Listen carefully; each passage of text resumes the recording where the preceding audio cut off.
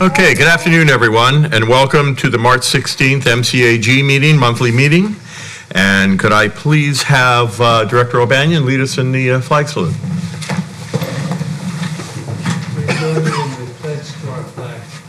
I pledge allegiance to the flag of the United States of America and to the republic for which it stands, one nation, under God, indivisible, with liberty and justice for all.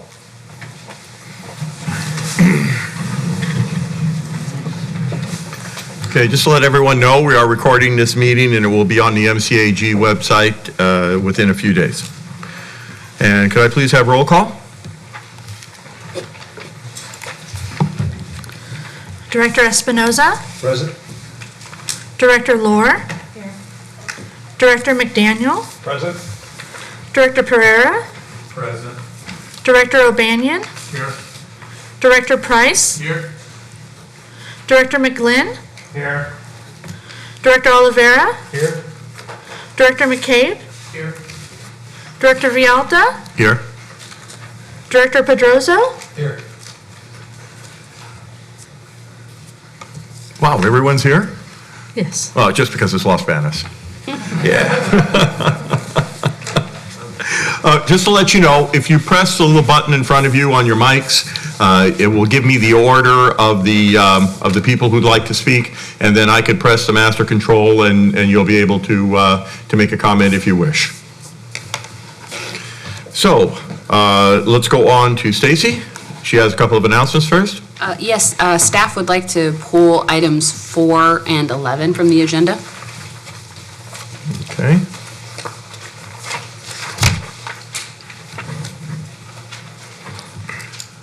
Okay.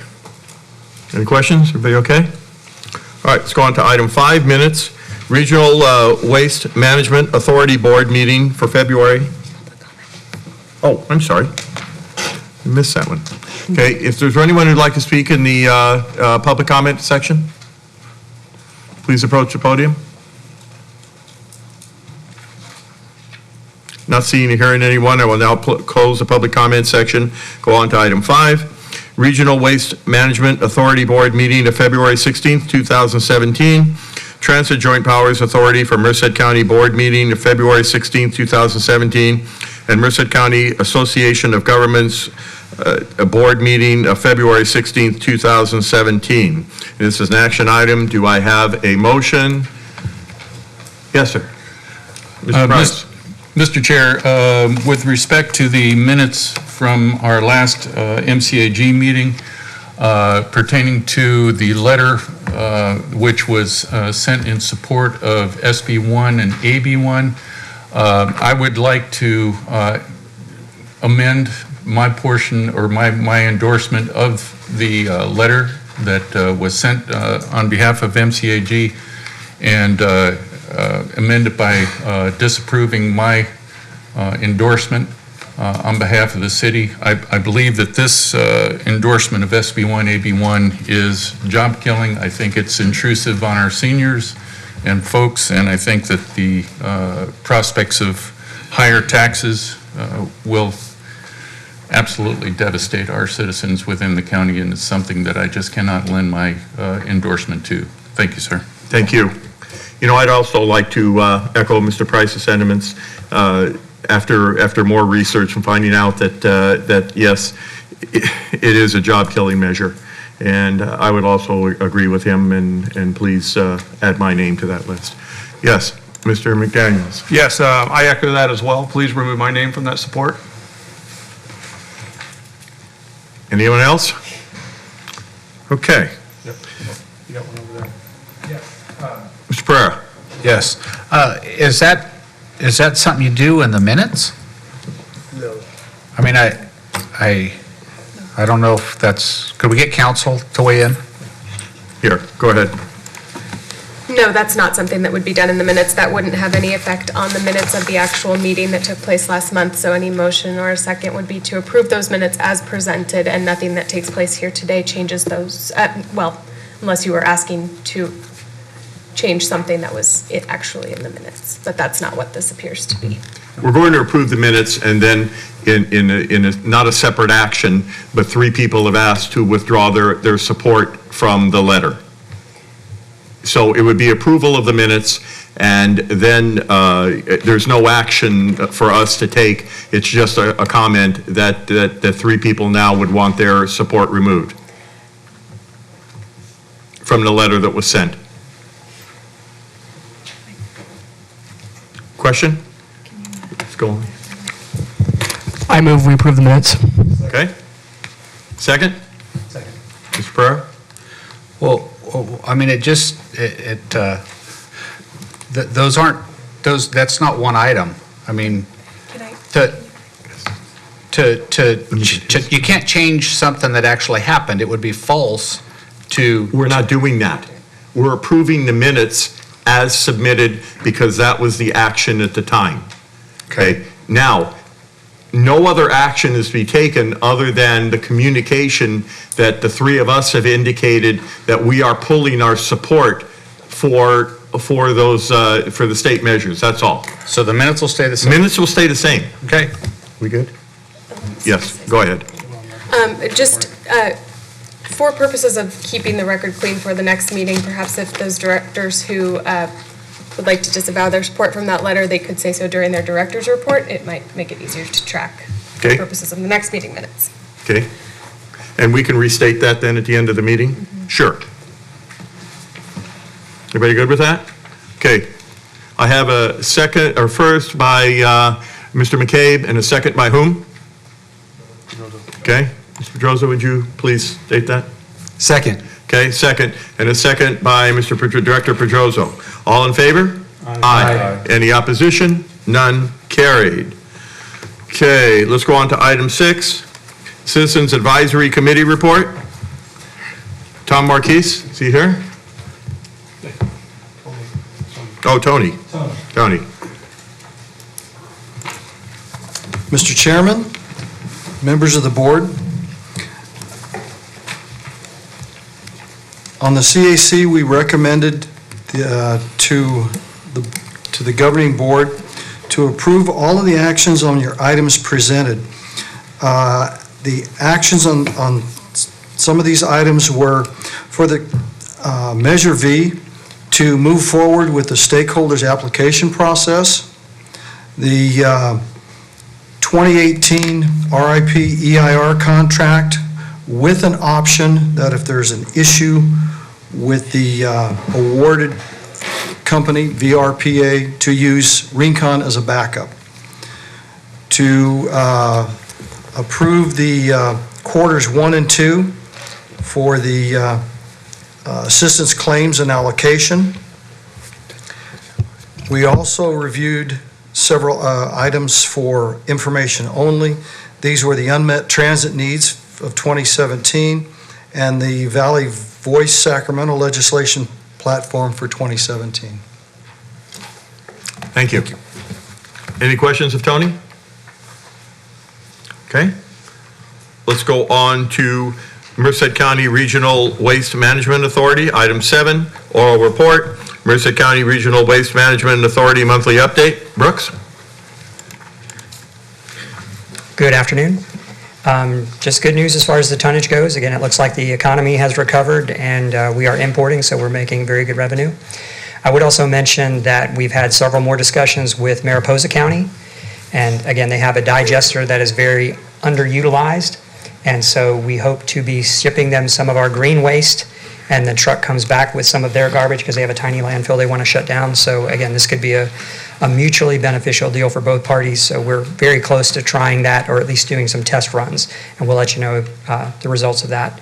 And also the landfill gas to energy project, we did get a formal power purchase agreement from the UC in their solar terminology. It's a solar agreement they already have existing, and so we're modifying that to change it to gas to energy. And so once we get that back to them, we should hear something pretty quick, we hope. So any questions on the update? Any questions? Okay, let's go on to item 8, authorization to explore the purchase of a parcel adjacent to Billy Wright. Brooks? Okay, so this is the Billy Wright landfill, which is here in town or just outside of town. And there you can see the Highway 5 and 152. We are the southwest corner of it.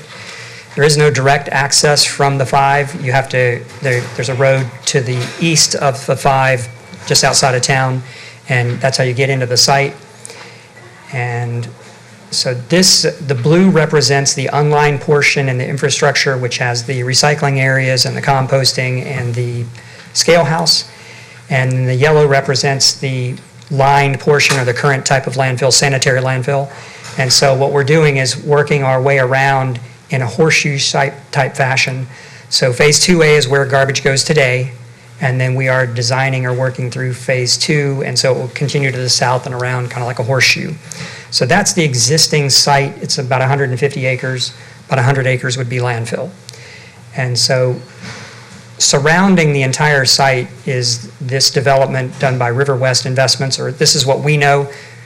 We haven't contacted them. They've contacted us a couple of times, and so we've researched this. So they've got a 6,000 acre plus parcel set out to do this giant development, but what they left out was the area just north of the landfill. So in red, that's the footprint of the site right now, and then that whole parcel right there is what we're talking about with this item.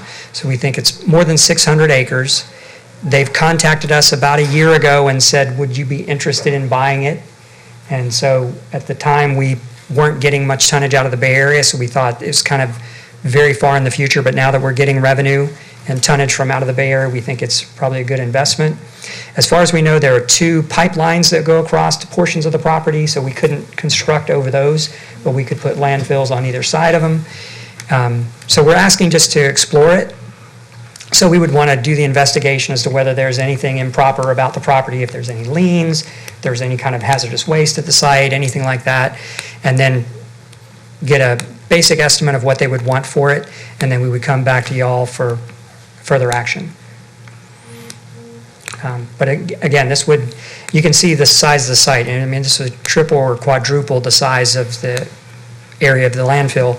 And to put this in perspective, we have probably about 30 years of life left at the site, at the amount of garbage we're taking in now, and the site is importing about $1.8 million of revenue from out of county right now. So it's a potential serious money maker, and it extends the life of the site for decades. So the action is to authorize staff to explore the option for purchasing, then you'll come back with another report? Yes. Yes. I'll second. Okay. Mr. O'Banion, would you state that for the record, please? Please, President. Sure, I move to approve the recommendation as presented in the staff report. Okay, do Item I have a number second? Okay, Rodrigo, would you push that for me, please? Just push the button when you'd like to speak. I will second. Go ahead. I'll second that motion. Thank you. It's been moved by Director O'Banion, seconded by Director Espinoza to authorize staff to explore the option of purchasing the parcel adjacent to Billy Wright landfill. All in favor? Aye. Any opposition? None. Carried. Okay, Brooks, draft 2017-2018 operating fleet and capital projects budget. And I know this is information only, but I just wanted to point out the 3 main areas of our budget are the operating, the fleet, and the capital improvements. And in each area, we will have surplus projected by the end of the year. And so it's just very good news. But if you have any questions, I'll be glad to take them, or Nadia is here as well. Okay, any questions on item 9 for Brooks? Thank you.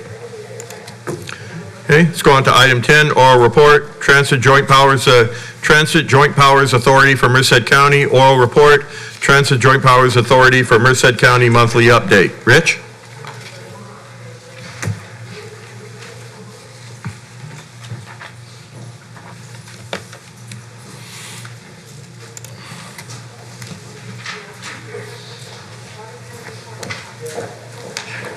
Thank you, Mr. Chair, members of the board. I have presented each of you with this wonderful chart, or set of charts. Hopefully everyone got one. If not, I will make sure that you get one. What I wanted to do is start providing to you some of our performance measures for transit. I'm not going to go through all of them in great detail, but I will go through a couple of them to let you know. Our fixed route ridership, which is the first chart, you can see a spike in August. That was when we had free fares. So obviously the ridership went up. Ridership has gone down a little bit since then, which is the national trend right now. Ridership across the board, across the nation is down a little bit on transit. It also takes into account that we eliminated transfers. So people were riding the bus multiple times for free. So it got rid of that. And then we moved we got rid of the evening service. And then we also moved the west side service to dial-a-ride. So some of those riders actually went to a different graph. But I just wanted to present that to you so you can see where we're at there.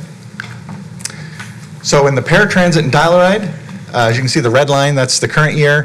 Our ridership went up, but that also includes the dial-a-ride service on the west side. Our trips per hour are going up because of the dial-a-ride, at least that's what we're assuming. Our on-time performance is going down a little bit, and that's because we have a higher demand. So it's kind of a balancing act of, more people are riding it and then trying to make sure that we stay on time. And then the other thing I wanted to point out is another big change that happened is the number of buses that we have out of service. In October of 15, that was when National Express came on, and you can see the green line that shows we used to be out about 18 buses a day for service and preventative maintenance, and we're down now to about 4 buses a day out of service for preventative maintenance. So that's a good thing. So that's essentially what I wanted to present for my monthly report. Any questions of Rich? Thank you. Thank you. Oh, the app. When is, I just communicated, if you could tell everyone what's going on. The app for paratransit and dial-a-ride. Yes. There was a conference call today that I missed because we did the budget workshop, but as far as I know, we're still on schedule for April 1st to have that app available. And then we're going to, for about a month, we'll be testing it out, and then we'll roll it out to the public. Fantastic. Yep. Thank you. Okay, any other questions? All right. Thank you, Rich. Okay. See if we can do this.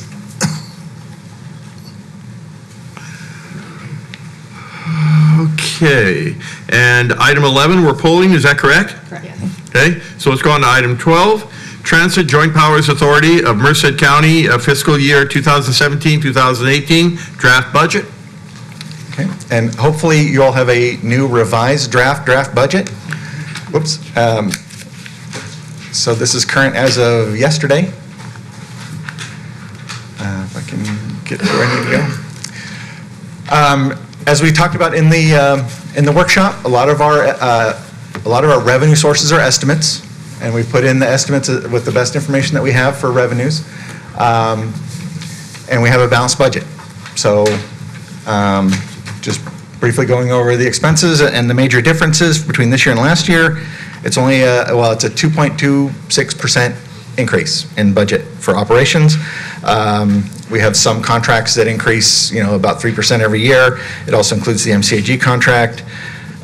Fuel costs, there's an annual increase for fuel costs, just a little bit, so that went up.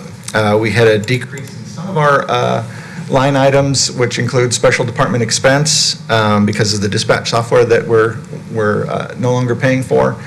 And then our IT. We got new fiber lines, better communication, we're getting a better IT service upgrade, and new phone system so that we can actually track calls, how many drop calls we get, how long are people on hold. These are federal guidelines that we're supposed to meet, so the phone system will accommodate those. So that's essentially our increase in expenses. Capital, really the only thing that we're looking at for capital as far as new money, we have a lot of old money that we're trying to spend on projects like ordering buses, and then there's the new operations and maintenance facility that we're building. The only new money would be 1.9 million of LTF in the 17-18 year to help finish off the budget for that project and make that a whole project. And that's the update for the budget. Okay. Any questions? I do have a question. Yes. Being that Measure V is going to be new revenue, how are we going to depict that in the budget? How are we going to show, so we can be consistent with our constituents on this passage of Measure V, that money is being spent efficiently?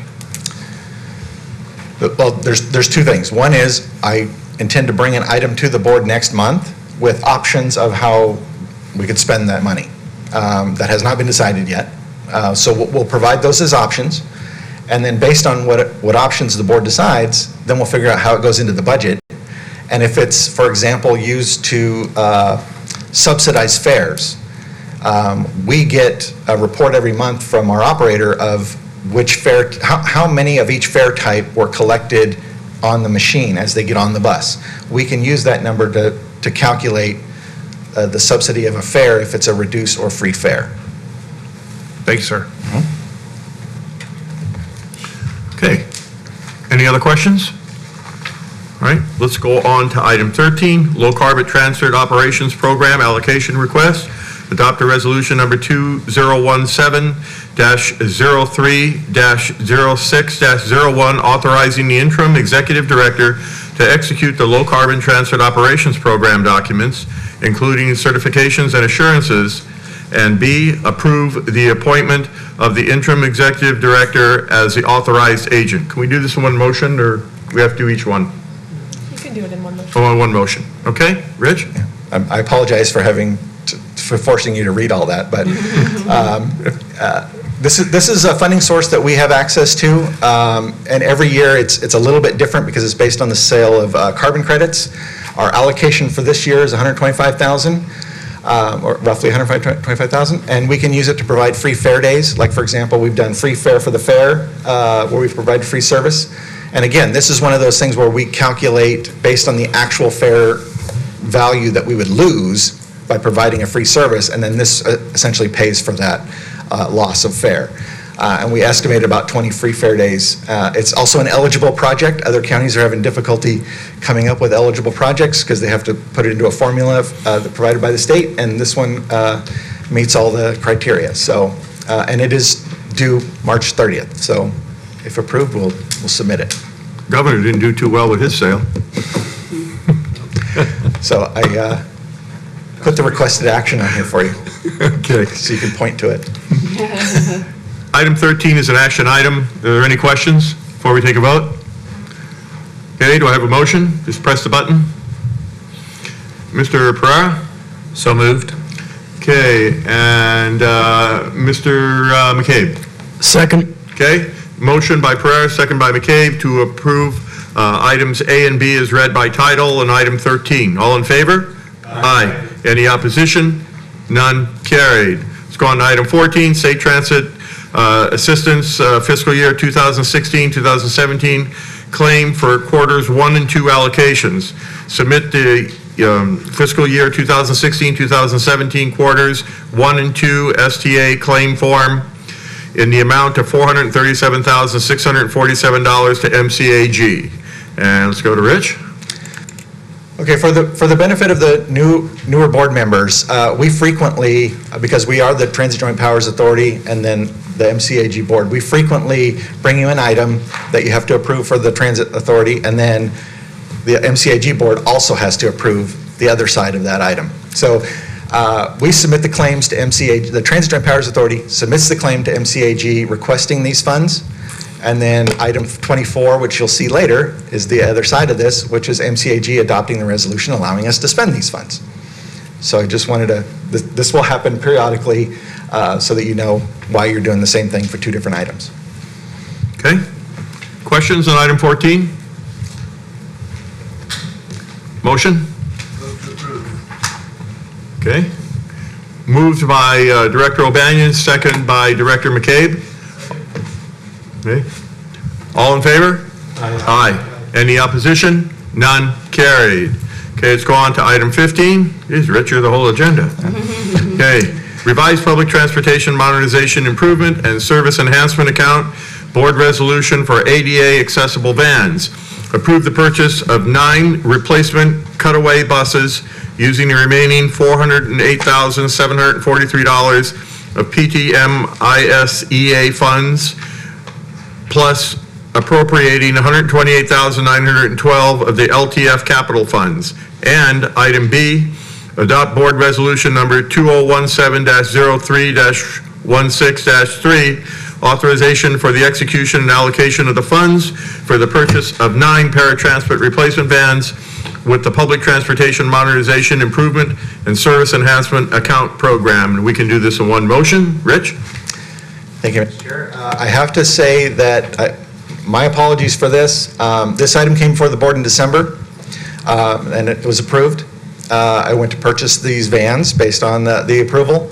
Come to find out 2 different things. One is the quote that I had received was not complete. So after talking with the vendor about that, we also looked at, there was another option of what they call a cutaway van, which is basically the same type of front end, same engine, transmission, chassis, but it's built more like a bus, which helps accommodate not only the bus side door, but the lift on the side of the bus instead of in the back. And it's within budget. So I'm asking to change the resolution to the bus that actually would serve us better, is within budget. But then the other thing that we talked about is, at the board workshop, is the original calculation for this funding from the PTMICA grant was $540,000. Part of that was already allocated to the purchase of 3 of the large Gillig buses, which are on order, that will be here in November. So we're actually short $128,000 to purchase these 9 replacement vans. I'm asking to use that money, which is in our LTF Capital Reserve Fund, to cover that cost. So it's not actually new money, it's money that we already have. Okay. Hopefully that makes sense. Questions on item 15? Anyone? Motion? Anyone? Mr. McCabe? So moved. Okay. Mr. O'Banion? Second. Okay, motion by Director McCabe, second by Director O'Banion to approve item 15, A and B is read by title. All in favor? Aye. Any opposition? None. Carried. Okay. Purchase a forklift. Approve the appropriation of $24,255.72 from the LTF capital funds for the purchase of a 5,000-pound capacity forklift. Rich? Okay, we received 4 quotes for these forklifts. We got the cheapest price was $24,000, and it includes training and certification, because you have to be trained and certified to use a forklift for the maintenance yard, essentially, so that we don't have to keep leasing one every time we need to use a forklift. So That wasn't part of the contract that the bus service had to provide, or is that's us? no, we as the Transit Joint Powers Authority, we tend to Yeah. buy all of the capital expenses so that we own them, so that no matter who the contractor is, we still maintain the equipment, like the buses and so forth. So if we were to change providers, then the equipment would still stay? Correct. Okay. All right. Questions? Yes, who has a question? Yeah, what's the financial impact versus us leasing it? Because currently we lease, right? This is not a replacement item, so what is the difference financially for us? That's a good question. I don't have the actual, like an annual amount for the lease. You don't know what we spend a year. Wait a minute. No, because it's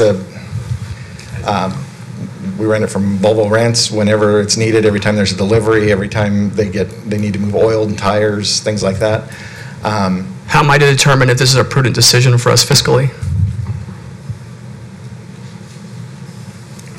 That's a good. Yes. Okay, we're staying on, and I'll come back to you, Alex, if you need to. Well, just from personal, I rent forklifts for the beaches, and it's expensive. It's like $2,000 to $3,000 a month, and there's hardly any. Sometimes you run into problems in leasing because, right now with the sweet potatoes, peaches, and all the commodities in Merced County, they go fast. So, I would probably go for buying instead of leasing. Renting. Mr. Pedrosa? Yep. I think, do you have an estimate of what the cost is every time we get it? I mean, I know Mr. Espinoza said it's like $2,000 or $3,000. Is that pretty close? Do you know, or you don't know? I don't know off the top of my head. I don't want to quote the wrong number.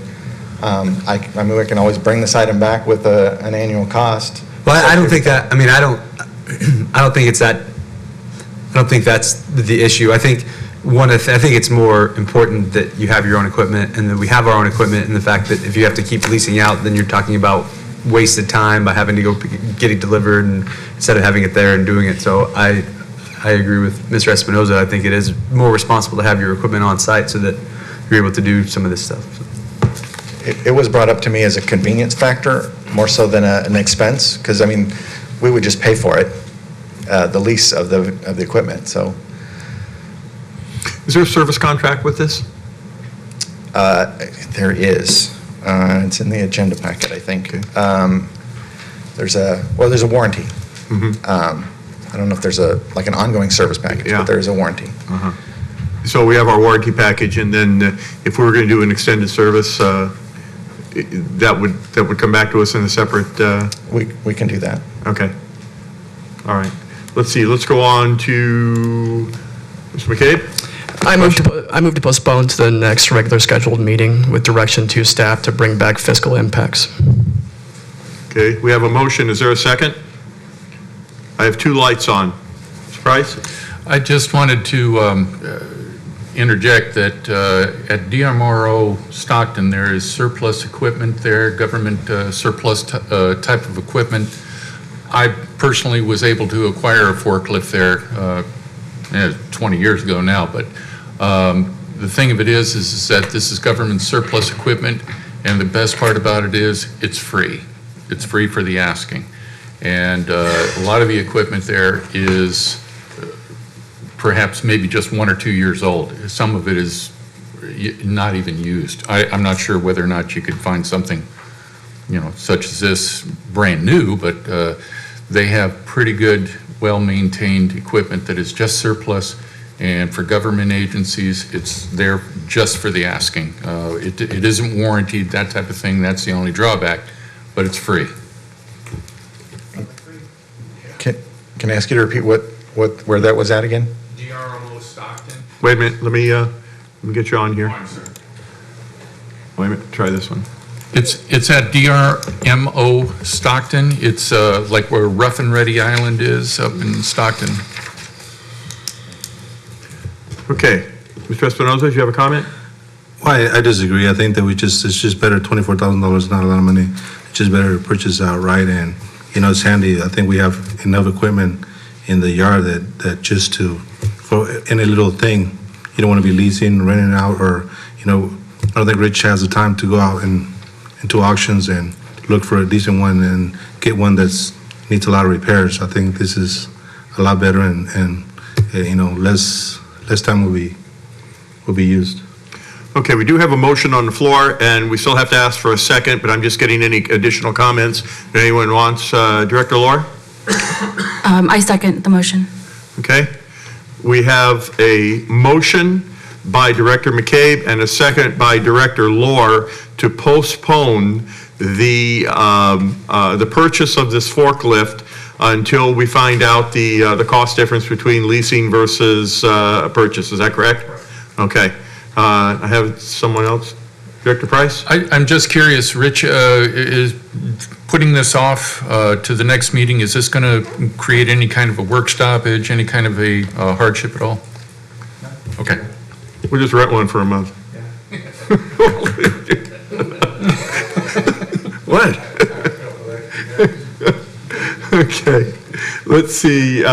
Director McCabe, you have a question? No question. This is time for debate or discussion. I respectfully disagree with my fellow director, Mr. Espinoza. Okay.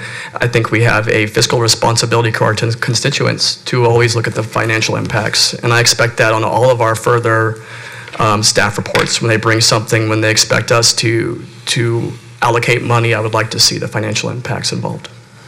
Okay. Director O'Banion, do you have a question? Or let's see. No, I didn't have any Burr? questions. Anyone? I'm okay. That's you. Burr?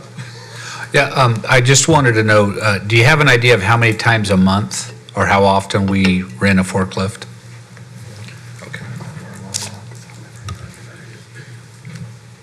would be good information.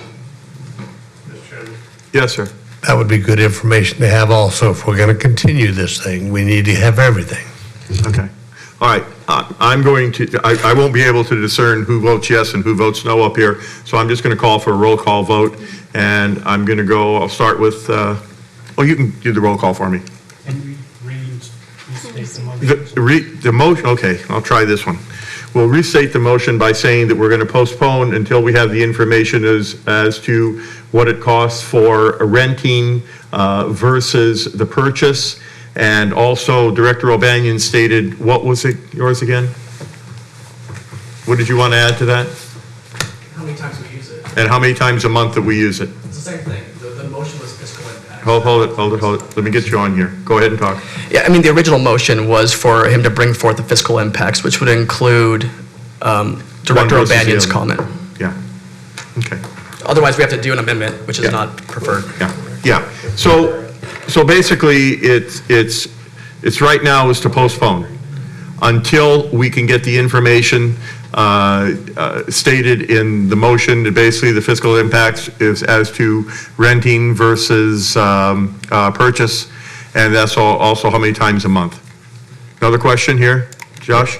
Yeah, I don't want to postpone this too much. I mean, I know I'm filling in here, but I don't want us to have to rent a forklift over the next, month or 2 months or 3 months at $2,000 or $3,000 a pop, and we know that we can get one for $24,000. So my recommendation would be, if we're going to do this, then it come back in a month, if that's enough time, at the next MCAG meeting, so that you can say, okay, this is what we found out. To a date certain.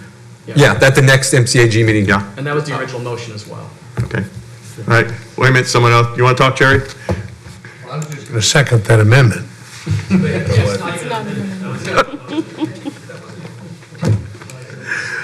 Okay. All right. All right. Let's go. Let's have a roll call vote on the postponement right now until information. I'll just simplify this until we can get more information. Director Espinoza? Yes. Director Lohr?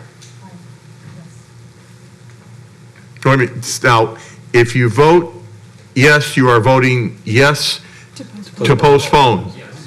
And if you are voting no, you are voting not to postpone. Correct. Okay? All right. Director McDaniel? Aye. Director Pereira? Aye. Director O'Banion? Yes. Director Price? Yes. Director McGlynn? Aye. Director Oliveira? Aye. Director McKay? Aye. Director Pedrosa? Yes. Chair Villalta? Yes. Okay. So the motion is to carry on to the next month until we can get the fiscal impact. Thank you, Rich. Okay. So let's go on to item 17, Caltrans report, and that does not look like Ken Baxter.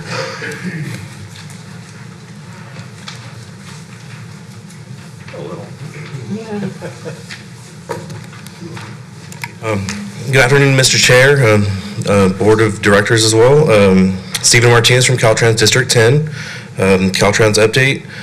Statewide, Caltrans Quick Map app wins Innovation Award. It came out on Android at the end of last year. It's now on Apple iOS as of January. The Award of Excellence for the Innovative Quick Map mobile app allows motorists to view closures, traffic incidents, and provides other travel information. The award for most innovative team was voted on by other state agency peers in attendance at the Government Transformation and Innovation event recently hosted by the Public Sector's Partners, Inc. With all the rain going on, there's currently over 4,000 Caltrans employees working 24/7 to restore the state highway system. There's about 190 different locations statewide which have been impacted, and an estimated $1 billion worth of damage. Regionally, for the district, I passed out a fact sheet regarding 3 different grants. The first title one is, the purpose is we're seeking funding to develop a comprehensive district-wide active transportation plan for bikes, pedestrians, and transit. And we're seeking funding using the state's State Planning and Research Grant, which is a competitive $2 million statewide grant. So we'd be going against other districts to use that money for our district-wide project. The other two sheets are fact sheets regarding the Active Transportation Program. Cycle 4 will be coming out next year. And we identified the Santanella pedestrian and bike improvements, which is on State Route 33 from the Delta Mendota Canal to McCabe Road, and also Hillmar pedestrian and bike improvements on State Route 165 from Gear Avenue to August Avenue. Both will include Class 2 bike lanes, sidewalks, crosswalks, and other construction to improve active transportation in the area. We received the MCAG's draft overall work plan, overall work program, and we're currently under review, and we should have that back to MCAG staff by next week. We have one traffic advisory. We have a long-term closure at the Echeverry Road undercrossing at I-5, 3 miles north of Canyon Road for bridge maintenance. The closure is scheduled to remain in effect through Friday, March 31st. We currently have 4 construction advertisements out for bid, including left turn channelization near Merced on Highway 59, which is estimated to be about $1.1 million project. Bridge repair on State Route 33. This is near Santanella, and this is about a $1 million project. We also are repairing pavement and resurfacing near El Nido on Highway 59. This is a $2.1 million project. We are constructing a 3-beam medium barrier. This is 12 miles west of Los Banos.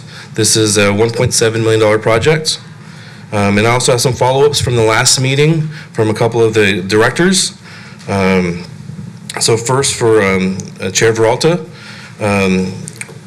regarding the scarecrow issue on 11th Street and State Route 152, there's currently a safety investigation underway. Local PD is the lead agency, and we're awaiting conclusion from that. We talked regarding the State Route 165 at Scripps Road, the Hawk Beacons. That is that project is currently in construction, and we anticipate the completion of the safety system by the end of the month, as long as we continue with this good weather. For Vice Chair Espinoza, regarding State Route 140 and Plainsburg intersection in Planada, a safety investigation was completed in November 2016. No action was recommended, but District 10 Traffic Operations Branch will perform a 4-way stop control warrant analysis to determine if a 4-way stop is warranted. Regarding the streetlights on State Route 99 off of Sultana and Livingston, the District 10 Surveys Office is in the process of verifying if the location is within the state right away. And we will provide updates to those too. Yeah, thank you. For Director Pereira, Caltrans investigated State Route 59 and Oakdale Road intersection, and no changes were warranted at the time. For Director McDaniel, regarding the reciprocity pilot program, the state has no decision on the pilot program currently. And just district-wide, there's a lot of ongoing maintenance, so we just ask you to be safe in our work zones. And if there are any questions or comments for me, I could take back or try to answer. Yeah, first let me, I want to address the 11th Street and 165 with Max to Crow. Yeah.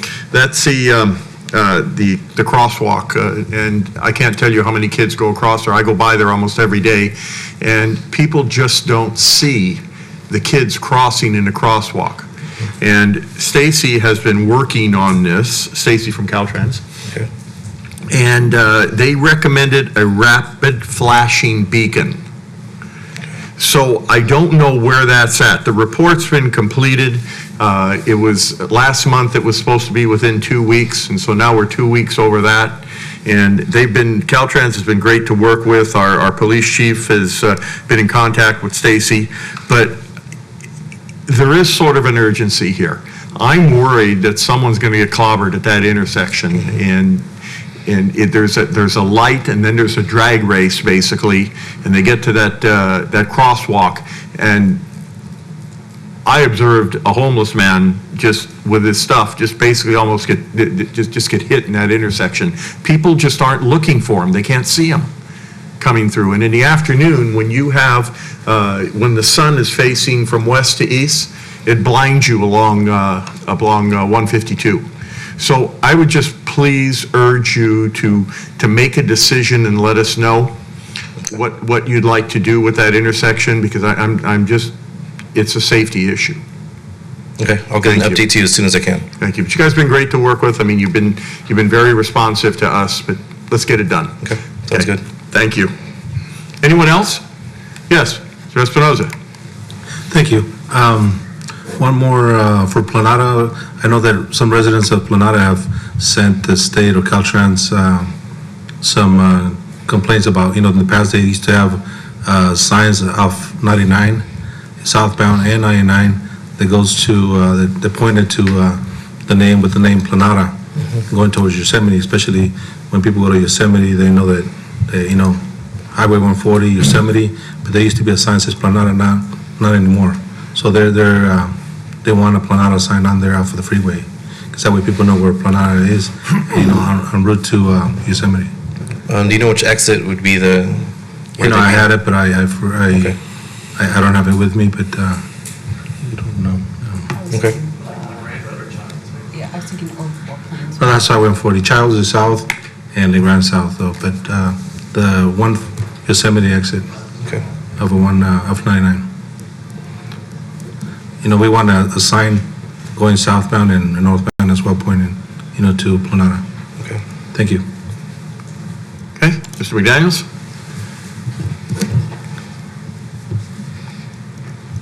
I'll let you go ahead and quit I'm writing. ready.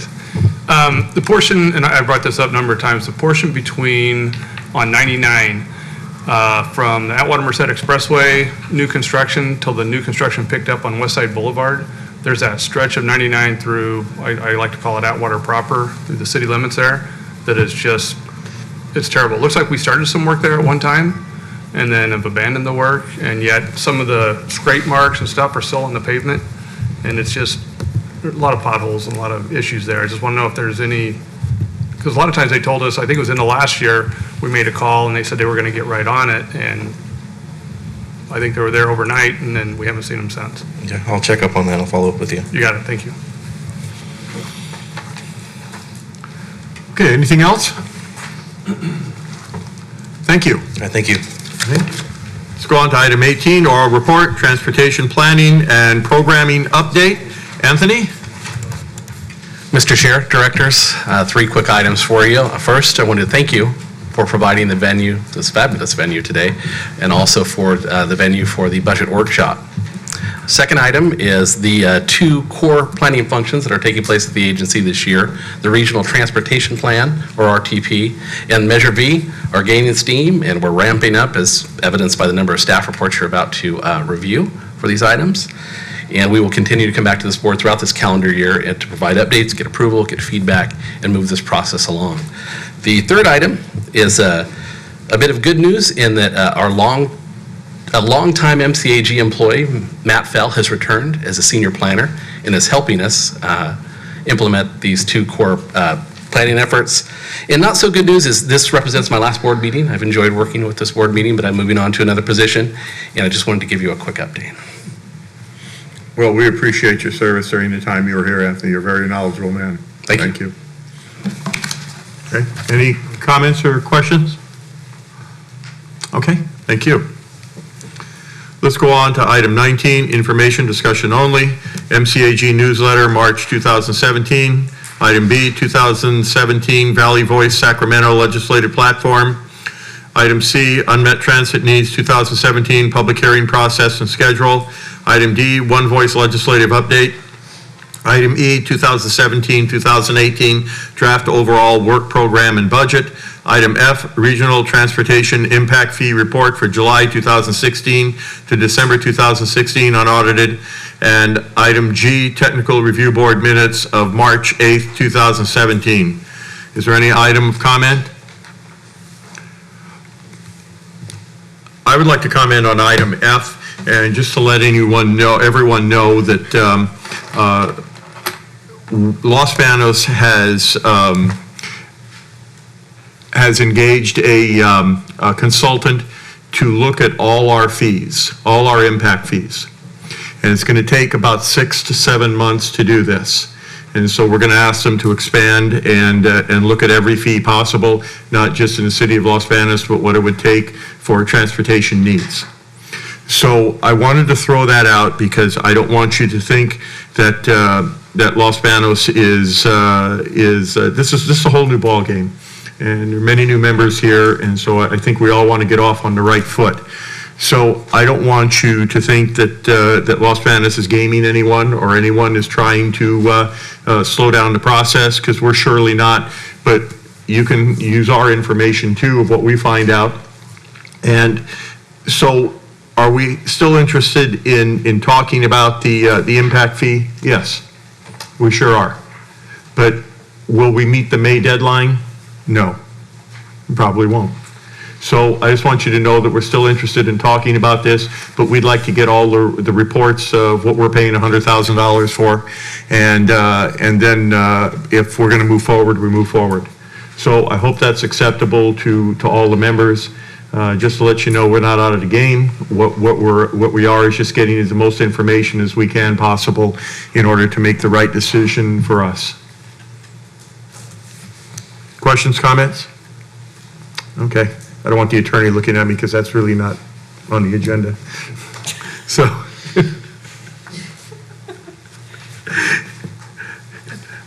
okay. Our attorney has a more stern look. Okay. All right, let's go on to item 20, Measure V bonding information for information only. And Stacy, we'll go to you. Thank you. This is an information item that came out of our last board meeting. Several directors had inquired about bonding Measure V funds, and so I had promised and have brought back this item. It's essentially saying what the plan stipulates in terms of bonding options. It does give MCAG the authority to issue bonds as a means to deliver regional projects, should that be an item, a decision of this board. But the rest of the staff report is simply just to outline, it actually includes the language from the measure about bonding. And I think the question came as to whether or not local governments could bond their local shares, and that is the case. And then there was some discussion as to whether or not, or what role MCAG would play. And we've had that conversation with the TRB as well. But the item here before you is just an informational item as to what the measure includes in terms of MCAG's role with bonding. Okay. Any questions on item 20? Michael? Yes. When it comes to bonding in individual cities, these are very small entities, and they lack some of the resources that other large entities may have. So on the bonding issue, I think it's very important that all of us, or combinations of small cities at least, act together in bonding efforts, and not in, just by themselves. Okay. Any other questions on item 20 or comments? Okay, let's go on to item 21, Measure V Master Recipient Funding Agreement with jurisdictions. Christina? Thank you, Chair Villalta. One of the things we're working on is getting everything set up so that when we get that first check, we can distribute it out to all the agencies. And this is a draft recipient agreement. It'll be a 1 year, so that way we can get the bugs worked out of it before we go on to the next one and hopefully have it as a multi-year agreement. And you're basically reviewing it, accepting it to review, to send it out, and then everyone can review it.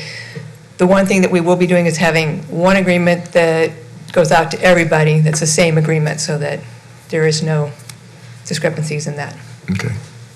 All right, so any questions for Christina first? Okay, so the motion is to approve the agreement to be sent to the cities. Oh, yes, go ahead. Go ahead, Lee. Thank you. On the memo, it states 5 to 7 business days in which the check will be issued. In the agreement, it says 5. So would it vary from recipient to recipient, or is that?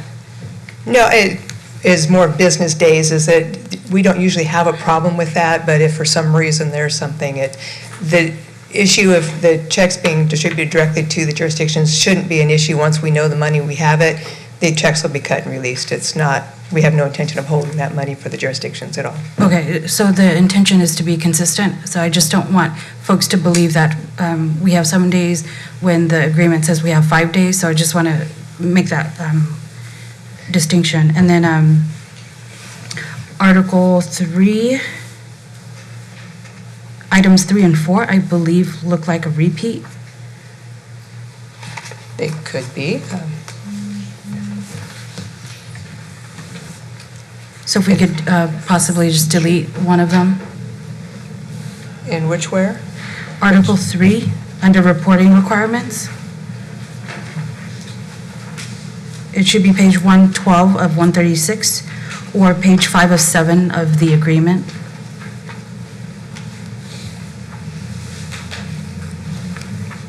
Yes, it does look like it's a duplicate. So yes, we just cross out one of those. Great, thank you. Any other questions? Okay, again, the action is to approve the agreement to be sent to the cities and county as a draft for legal counsel to review. And if I could ask one more thing, all the comments that, if any, that come back from the jurisdictions, can they be also condensed and sent out to all the agencies? Absolutely. To see what the concerns, so if Merced has a concern, then everyone would share that concern and know about it, and if Los Banos had some, then we would share Los Banos' too with everyone. What we would like to have happen is if their legal has questions, to direct them directly to our legal, Okay. so that the lawyers are talking to lawyers. Yes, but I mean, but we want a copy of all the questions that are asked by the different municipalities. Absolutely. If we Okay. get something, then we will Okay. send it out to all of them. Yeah, because it's something that they may think of, and then our legal counsel can review it. Okay, we good with that? Okay. Counsel, Yes. you want to comment? Well, yeah. I've asked your city managers and the county CEO to have your legal counsel send their comments and any questions to me, and I will compile those directly and then send it. To everybody? Yes. Okay, wonderful. Okay, Mr. Pedrosa? Oh, I was just going to make a motion to approve. Go ahead. I'll make a motion to approve the agreement to be sent to the cities and counties as a draft for legal counsel review. And I do like what Chair Villalta said about any kind of bringing those together, and thank you, Ms. Hayden, for doing that. I'll consider that an add-on then. Yeah. Okay.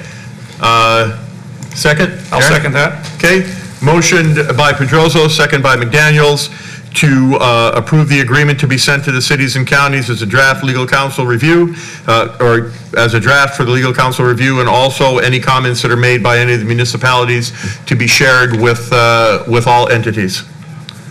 Okay, all in favor? Aye. Any opposition? None carried. Okay, let's go on to item 22. Measure V Citizens Oversight Committee. Approve the proposed stakeholder application process for the Measure V Citizens Oversight Committee. And we're going to go to Stacy. Thank you, Mr. Chair. I want to clarify one thing. There are two processes underway in putting this oversight committee together. So as you know, the composition of the Citizens Oversight Committee for Measure V was laid out in the appendix of the Transportation Expenditure Plan.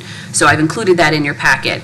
But what we needed to do and what I'm proposing is a process of how those appointments will be made.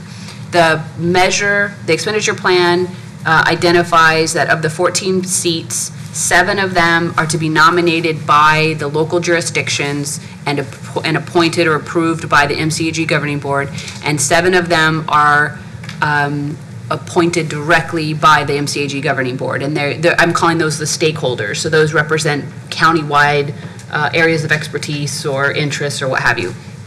So I say that because a week ago or so, I started working with each of the local jurisdictions on getting their nomination process underway, and those 7 nominations will come to this board in May. What this item is to approve the process that I've put together to identify the candidates, an application process to get the candidates interested in those 7 stakeholder seats that this board directly approves. So there's 2 concurrent processes, and I didn't want there to be any confusion about that. So the cities and the county are working on their local candidates. Those names will come to me by April 20th. I'll combine those names with the, actually, let me back up. So I'll get those by April 20th. Next month, if we, with approval of this process, we would be releasing the application. The applicants for those 7 seats and those candidates would come back to this board in April. And we'll have to deal at that point if we want to do a subcommittee style to address any duplicate multiple applications for any particular seat. So we'd be looking for action at that point. And then in May, I would be bringing the item to approve the 7 that were nominated by the city and the county, the cities and the county, and then the 7 final candidates that came out of this process. So that whole 14-member body would be appointed in May, and the expenditure plan does require that the Citizens Oversight Committee be formed by May of this year. Okay. Let me ask a question. So if I understand this correctly, each municipality is going to get 1 recommendation. Correct. And the county would be 1 municipality, so that's our 7. Yes. 6 cities and 1. I don't know how the board feels about this, but just think about it. It's not a comment, but what about if we had, for the people appointed by MCAG, if we had 3 west side, 3 east side, and 1 county? And so it's just something I'm throwing out. So on the east side of the county, 3 members of the Oversight Board appointed by MCAG. West side of the county, 3 members of the Oversight Board appointed by MCAG. And then the county would make a recommendation for 1, 2. And so we kind of even things out. I don't know. Think about it. Can I add 2? Yes, go ahead. Me? Okay. Yes. I just want to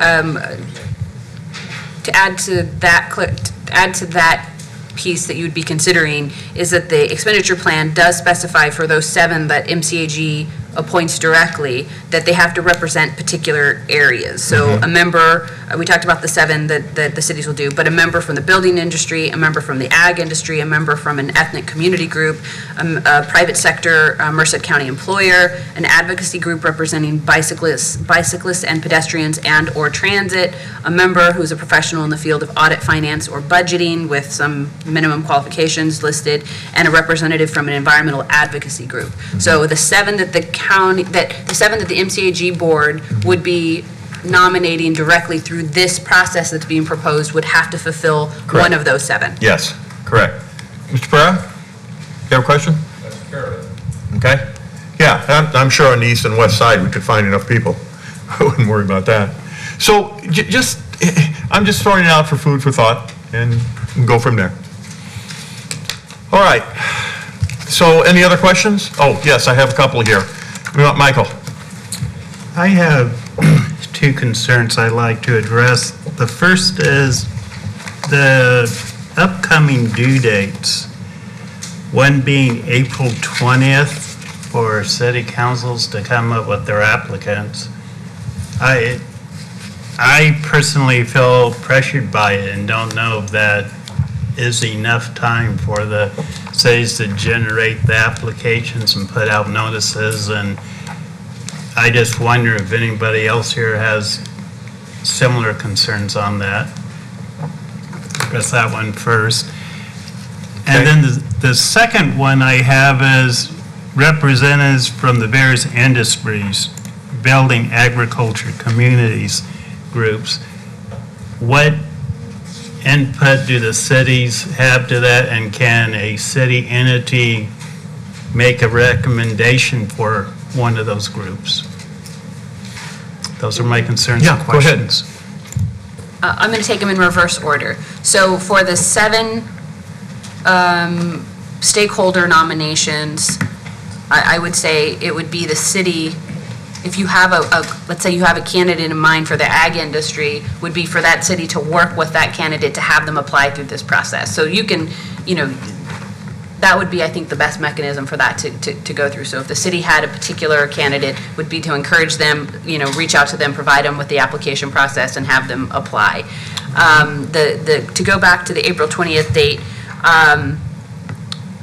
I did, in terms of the putting an application together, I did provide the city managers and Jim at the county with a template application that should you want to use that, because I was sensitive of the time challenge, I provided a template that would just be put on the city's logo and it's ready to go. Unless you wanted to use something different, you can do that as well. But the reason, one in the packet?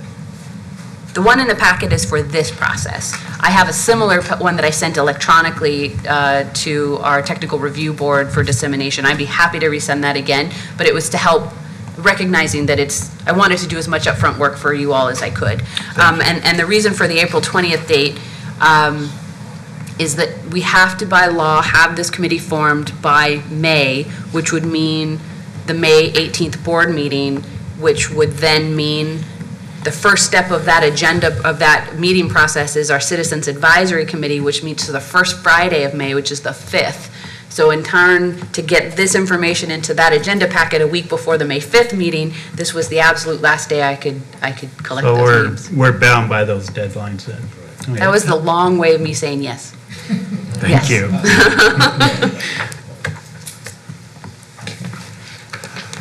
Okay, let's go to, we're going to Jim? Yep. Thank you, Mr. Chair.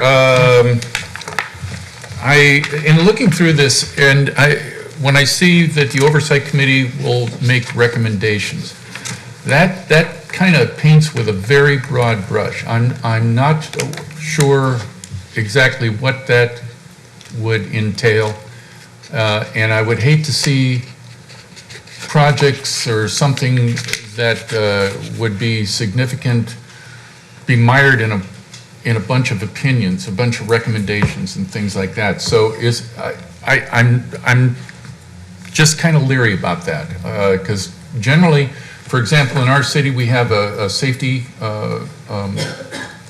thing, Measure H for safety, with an oversight committee, and they don't make recommendations. What their job is to essentially just look to see that the expenditures are within the confines of that measure. So I'm just concerned about recommendations, and will those recommendations will come to this body? Is that correct? That's correct. But Okay. can you what recommend? Are you looking at the citizens oversight, the expenditure plan appendix, or in my staff report? No, I'm just looking at what the function of the Okay. oversight committee will Okay. be doing. And it said will make recommendations, or can make recommendations, however you want to look at it. So I just point that out as a point of concern at this point right now, because like I say, I think when you start talking about making recommendations, we could get a bunch. So just throwing that out. Secondly, I don't see this in here unless my one good eye missed it, that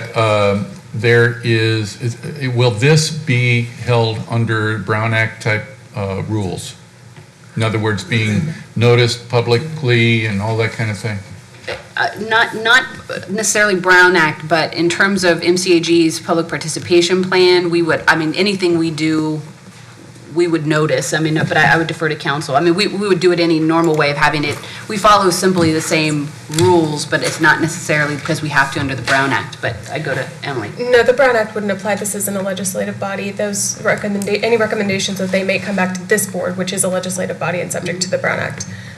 But as Stacy said, MCAG typically involves the public in all of their hearing processes. So. Yep.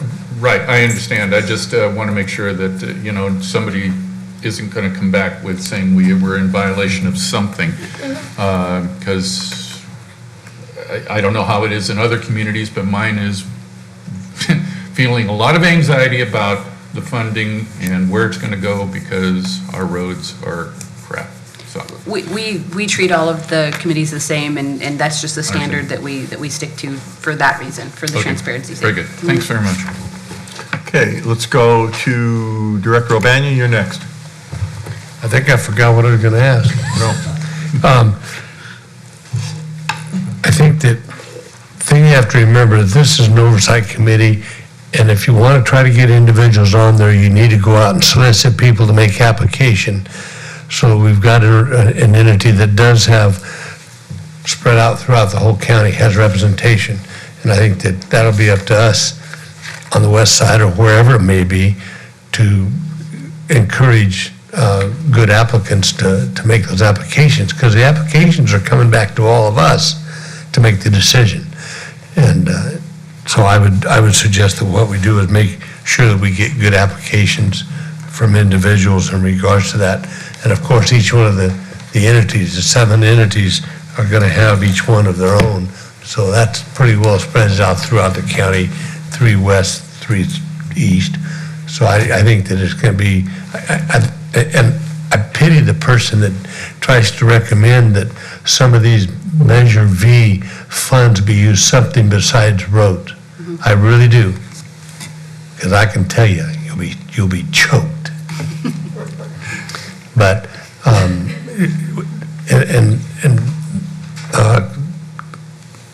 I think it was Stacy that had mentioned a comment that Michael had asked about the timeline.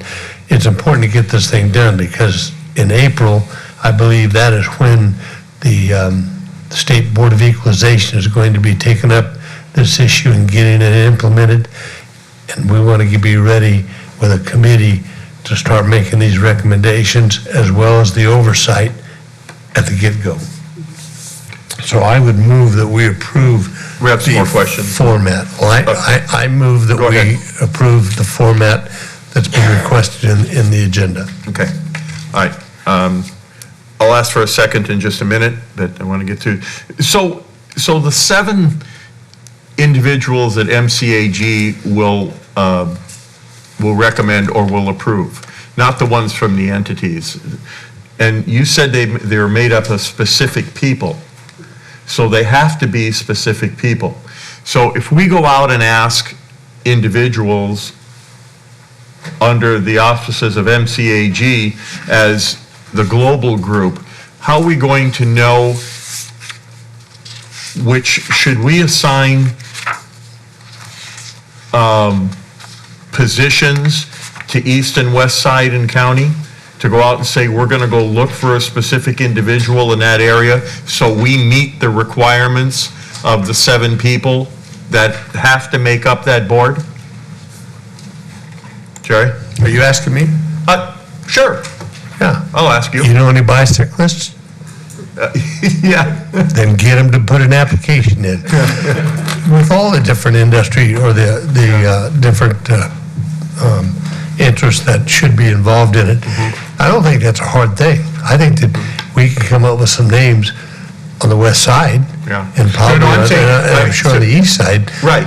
And my question was, if we assigned a bicyclist and say that was a west side person, and then the contractor was an east side person, we would know who to go get. That's all I'm asking. It was if that's a consideration, instead of just asking bicyclists on the east and west side. I don't know. You need to have all kinds of applications from both the west and the east. Yeah, no, I understand that. I'm just asking. And then we as a board make that decision. Correct. On those 7. Correct. I'm not disputing that. I would ask that you get a second to the motion. No.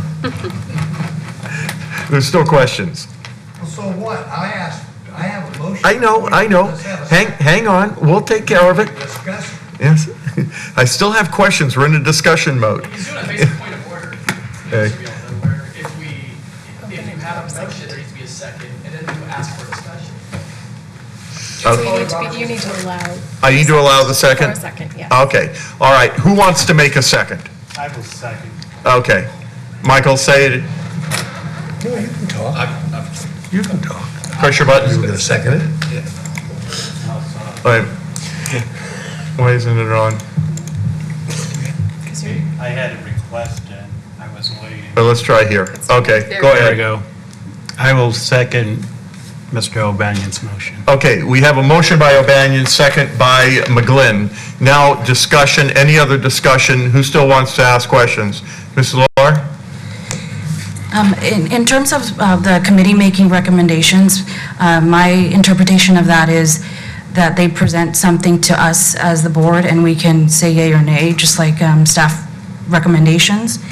And then in terms of the Brown Act, on page 118 of 136, Appendix B, it says all committee meetings must be held in compliance with the Brown Act, and all meetings will be conducted per Robert's rules. So if that is a part of the TEP, I believe that the Oversight Committee should follow that.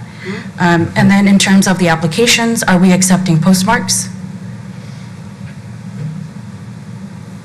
Because I think it should be stated so that there is no confusion. That's a good point. That's a good point. That's a really good modification. If we can include that in what we approved today, that I would modify the application to reflect that it has to be received by that date. Okay. All right, so why don't we go over the, so everyone is clear what's been stated. We have the motion to approve, that's clear, and we have a second. All right, so the applications are going to be due by when?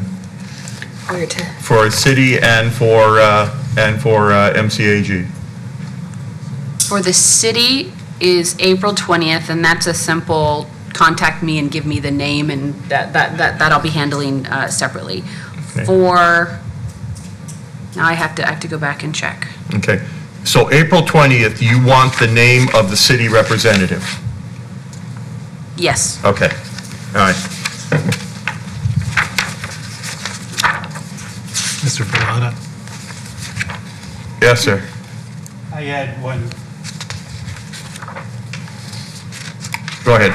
I had one question. I want to ask for clarification. I'll use Mr. Banyan's words. I've been out soliciting possible candidates. One of the main concerns is time commitment. And it's my understanding from reading this, the expectation is they'll be meeting once a year.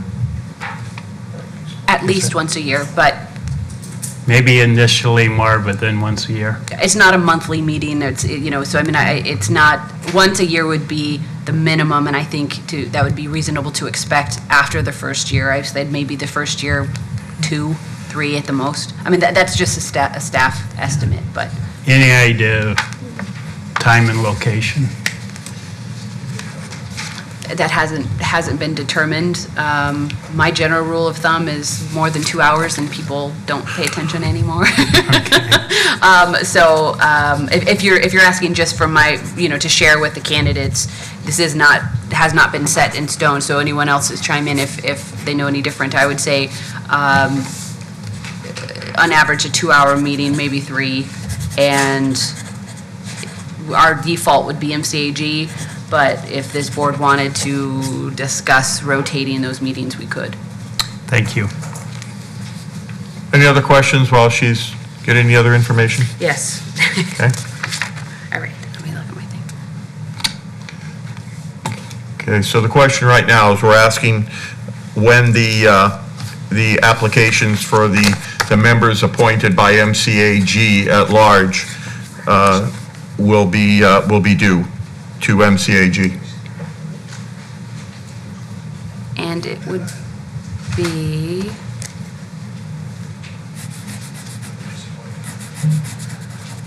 I don't know why this isn't as easily available. It would have to be April 7th. April 7th? Okay.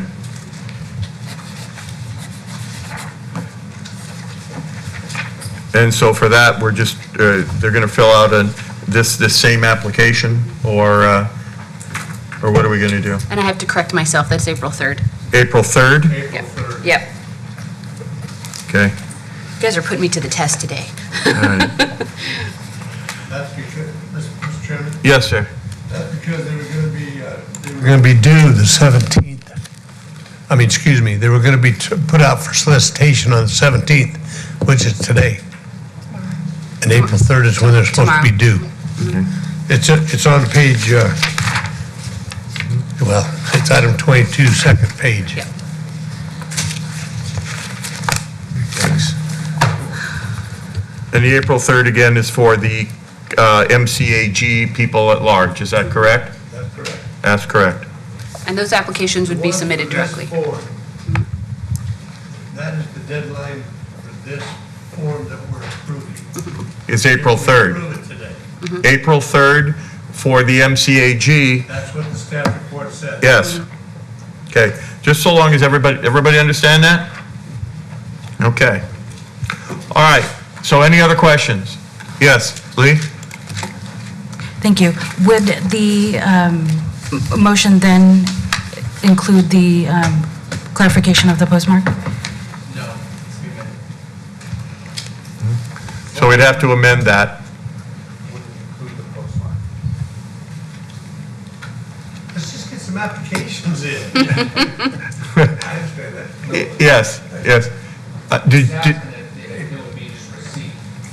No, I think if they mail them in on the 3rd, that's the day that it's supposed to be due. So we don't have any control. I'm sorry. Mr. Chairman? Yes. We don't have any control over the post office. If someone mails in one on the 2nd and we don't get it to the 5th, we should be able to accept it. So we're just saying postmark by the 3rd? That's fine. Sure. Okay? Is that okay? That's fine. All right, so your motion then would be amended to, with a postmark of April 3rd for the MCAG position, is that correct? Yeah. Okay. And? So let's follow good government and do it properly. I move we amend the motion to add that all applications must be postmarked by April 3rd. Okay. Mr. Chairman, let's do it correctly. I accept that part to my motion. So now you can ask the second if they accept it. Second. Who was the second? Okay, Mike, go ahead. The second accepts the amendment. All right. Okay, Alex, are you happy?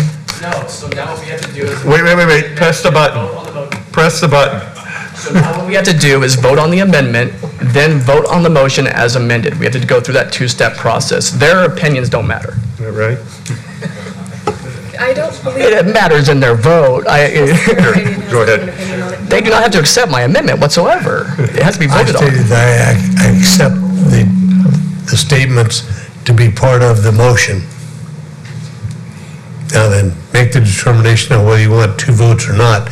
I don't care. You take 2 votes if you go with Mr. McCabe. You take 1 vote if you go with what I said. Okay. The motion is to approve the proposed stakeholder application process for the Measure V Citizens Oversight Committee with a postmark of April 3rd for the MCAG applications. Is that correct? That's the way I interpret it. Okay. And you are good with that, Mr. McGlynn, correct? Correct. All right. All in favor? Aye. Any opposition? None carried. Got that? Okay. I couldn't even figure out what day it was, so. Someone get rid of the parliamentarian. Okay. Item 23, award contract for the 2018 Regional Transportation Plan Sustainable Community Strategy Programmatic Environmental Impact Report. And we're going to Anthony? Wow, my head is spinning. I'm trying to get my bearings back again after that. I'm trying to keep track of everything. Okay. The action item before you is related to the Regional Transportation Plan, or the RTP. This governing board, this agency, is statutorily required to complete an environmental impact report, or EIR, related to the development of the 2018 Regional Transportation Plan. We went out to bid on consultant services for this highly technical work. We released a RFP for the EIR, one of those acronyms, on January 18th, with a closing date of February 10th. We received 4 excellent applications and proposals. A selection committee was formed. The applications were scored and reviewed. The selection committee met and discussed the proposals. And the consistent scoring across the board recommended VRPA Technologies as the primary, with a contingent consulting firm of Rincon Consulting. The action before the board today is a big one. It's the award to contract for the 2018 Regional Transportation Plan System. Oh, I'm sorry. I've jumped ahead on something. I was going to also say that it was, these funds were allocated in the fiscal year 16-17 budget by this board, and we are, the proposed price is under budget. We are asking the board to award the contract for the 2018 Regional Transportation Plan Sustainable Communities Strategy Programmatical Environmental Impact Report to VRPA Technologies with Rencon Consulting as the backup. Okay, questions? Yes, sir. Who was on the committee that scored this? Myself, the senior project manager from SJCOG, Kevin Sheridan, who handles their EIR, the senior transportation planner for Stanislaus Council of Government, who handles their EIR, Elizabeth Hahn. Okay, thanks. Any other questions? Motions? Move to approve as presented. I'll second. Okay, it's been motioned by O'Banion. Go ahead. I'll second. Second by McDaniels, to approve, to award the contract, 2018 Transportation Plan, the amount of $225,000 to VRPA Technologies. VRPA with Redcon as a backup. Yes. Okay. All in favor? Aye. Any opposition? None. Carried. Okay, let's go on to item 24, State Transit Assistance, fiscal year 2016-17, claim quarters 1 and 2 allocations. This is a companion piece to item number 14, as Rich Green alluded to earlier, where we take off our hats from the JPA, Transit JPA, to now we are the MCAG Governing Board. The application for the STA funds was submitted. It's consistent with STA and TDA statutory requirements. We recommend approval of the allocation of these funds. I'd be happy to answer any questions on this item. Do you have any questions? Yes, sir. No questions? Darren, question? I was going to do a move. Okay, go ahead. I'll move to approve this by Okay. staff recommendation. Okay, and Alex, you were going to approve? Second. Okay, motion by McDaniel, second by McCabe to approve item 24, State Transit Assistance fiscal year 2016-17 claim for quarters 1 and 2 allocations. All in favor? Aye. Any opposition? None. Carried. Item 25, budget amendment for fiscal year 2016-2017. Thank you, Anthony, for compensation study. And item 25, we're going to go to Stacy. Thank you, Mr. Chair. This item is, as you stated, a request for a budget amendment for the current fiscal year to conduct a compensation study for MCAG and essentially all of the agencies under the umbrella. We have 60 staff positions in total. But what is driving this is we have been facing a lot, for quite a while, some challenges with filling core positions in the agency. We've been operating fairly understaffed, and we have found ourselves in more cases than we'd like to be not competitive with other surrounding agencies that have been able to claim candidates that we were trying to get for specific processes, especially for our very technical positions. And this has been a long enough trend that we're struggling to fill some really core positions, particularly in our transportation planning department. So we are requesting an amendment to the current fiscal year budget in the amount of $60,000 to conduct a comprehensive compensation survey. And we do have our HR manager, Gustine, in the audience, should you have any specific questions about what it would entail. Okay, we have any questions on item 26, or 25, excuse me? Alex? Yeah, Christina, what's preventing us from, since most of this is public information, looking at what the salary classifications are right now in the surrounding counties? We have actually done, I'm trying to know what. Yes, come on up.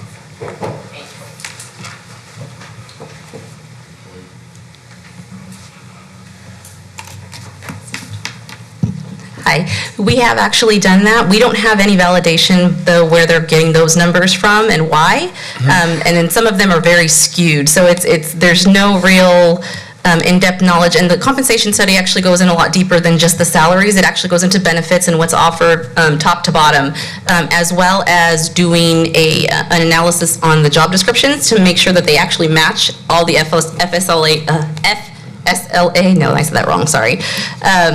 The status of the positions, whether they're exempt or non-exempt, which is what I was trying to say, that would be checked into too as well. The last time we actually had a study like this, and I don't think it was that fully comprehensive, was about 10 years ago.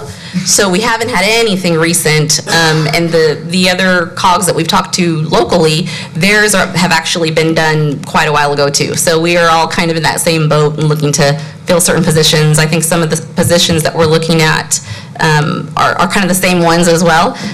But yeah, so we've just been seeing the pattern happen more and more with positions that we've lost candidates that declined an offer because of a better offer, things like that, and as well as internally. So we want to make sure that our job descriptions are correct. So you can find the salary information. What you can't find is whether or not your job descriptions are accurate? No, that as well. That is part of the actual study. So when we look at the job descriptions, we want to make sure for our current employees, whether they match up, are we competitive there for one? So that's one piece of, one component of it, and that's all of our agencies. So regional waste was not included in that study the last time, so they've never had it. So that part of it is something that we want to make sure that we have for them as well. The other piece of it, though, is when we're looking at benefits, because that's a big one right now, is making sure that we're competitive in that area as well when it comes to disability, short and long term, life insurance that we offer right now too, or just the actual medical, dental, and vision. We want to make sure that we're also competitive in that for that full, the full compensation that we're offering to a candidate, not just the salary. So that is a piece of it, but it is something that we want to make sure that we are doing the full scope of what we need to look at as far as what we're offering. Are we competitive? What are our neighboring counties doing? And it doesn't just go out. It somewhat looks into a closer region like the Bay Area, because those candidates that are able to actually move or that are willing to do that, we've lost some of those too. So we want to make sure what are they offering? Not that we can fully do that, but at least know where we're at as far as the ballpark goes. And your current staffing abilities, since this is public information, you don't feel confident that your HR staff can review these items themselves internally? I'm the only HR staff we have. And you don't have the time for that then? No, not the full comprehensive. I started out doing the job descriptions, but with all the other changes that we're going through right now, it's just not possible to do everything. Okay. Yeah. Yeah, that was probably the main reason that we've had so much change. For example, our turnover rate has doubled since last year. I've only been here since, it's not quite been a year yet, but in 2015, it's doubled 2016, so. And you think that's just because of the compensation, or can that just happen to be part of the region and where we live? It could be a double. I think there's multiple factors that go into that, because I think about half of them, when I look at our turnover rate and the reasons for leaving, half of them are for other positions. So it's definitely worth looking into. The other half might have been, a multitude of other things like performance, or just, decided to leave or move away or that kind of thing. So, but at least with that kind of number, 50% of it going toward losing it for other opportunities, I think it's something that we do need to look at as a full piece. Well, we also develop a plan for fiscal impact. Let's say that we are low on the salaries, and then for implementation, because it may be a major hit, we don't know. Right. So that's part of the study. Is what they do is they'll give us a recommendation after they've given us all the information back. It doesn't mean we have to go for it. We would bring that to you.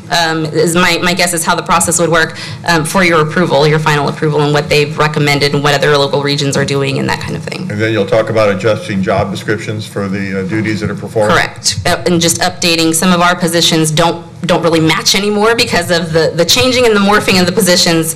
People are doing a lot of different things now, and it just doesn't look the same as it looks on paper. So we want to make sure that we're doing that. Because when I used to do those studies, all of a sudden when you do salary study and job classifications, everybody thinks they're going to get a raise. No. So we'll make that very clear. That's not an implication on that. No. I'm just telling you from personal experience. We still have to be responsible with it, but we want to make sure that we're also classifying them correctly. So, yeah. Okay, I see a bunch of lights here. Let's go to Lloyd. Yes, you mentioned that in our area, no other agencies had done the compensation study recently. Not as recent, no. Okay, Yeah. so could we partner with 2 or 3 other agencies And split the 60,000 3 or 4 ways? I've never done that. I mean, is that something that's been done here? I know I'm new Merced too. County and City of Merced are looking at doing the same thing. Right. If that's a possibility, I don't see that as being. If I may? Sure, go ahead. But that 60,000 would then likely become triple that if you're, I mean, it would be 3 times the work. Oh, yeah. It would be our agency, and then what are there other agencies that would partner with us? So we can look at it to see if there would be a cost savings, but. Right. I don't think so, because typically in these kind of studies, the more you add, the more it is. It's not a bulk type thing. What if you did one study and 3 agencies used it? Oh, yeah. We could definitely, I don't know how we would share the cost on that, though, but that's. And I'm not trying to be a naysayer here, but most of, and I'm running through the other regional transportation planning agencies in our region don't have the additional roles that MCAG has. So ours would be comprehensive to include our regional waste transit and YARTs. So our transportation planning team is really 2, maybe at the most 4 people.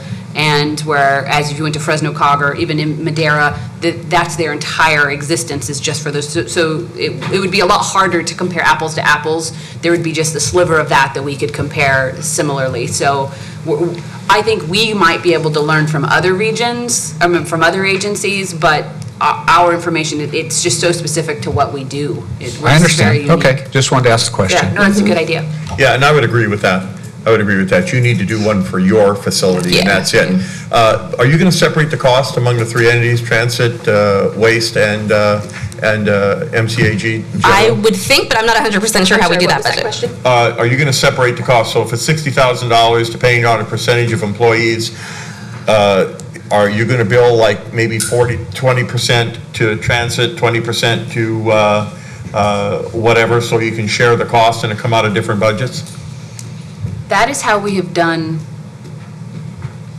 everything Because else. you are But using that is a decision. I mean, you are the board Yeah. for the transit agency for regional waste and for MCAG, so. So would we have to go back and re-agendize that, because we've already gone through agendas on this? Or couldn't we specify that a percentage of the employees that make up, if it's 100% and 20% of the employees are transit, so then 20% of that cost will be billed to the transit area, and then, and so on, so the total MCAG budget wouldn't share it? One thing about that, though, because it goes by classifications, some may have a multitude of employees, for example, regional waste, but they all fit under like one classification or 2 of them. So that's how they charge by, is how many classifications are there. So if there's only like 2 or 3 versus MCAG will probably have the majority of them because of all the different positions. That may or may not be fair. I just throw that out there because they just have less work to do in those areas, maybe. So I don't know if that would be, When we do something, we share the cost among different departments here in Los Banos. So each department is billed the amount of the service. Right. That they are using. So that's how we separate it, so we're able to use different budgets in order to pay for the total cost. Right. And I'm just asking, can that be done here? Oh, I think. Yes. Okay? Okay? Let's see, who's first here? Wait a minute, I have a question. Jerry, you are first. Thanks. No, don't touch anything. Thanks. I guess maybe what we should do is we should ask them where they intend to get the money from that they've asked us to readjust the budget for. Where are they saying the money is coming from? That's you, Christina. Yeah. These are the Christinas that I rely on. Well, that's okay. Hey, Rick, we're getting some echo. Is that? Huh? Sure. There you go. Oh, Director O'Banion's causing this. Okay, I understand now. Go ahead, Christina. Hi, it would probably come from our reserves, which would be the LTF funds, or any additional fundings we have left over from not spending the new budget dollars. So we do have some in contingency, which is probably about half of it. So we do have that right off the top, and that's probably what we would need for this year, and then we do have some additional in the budget for next year's.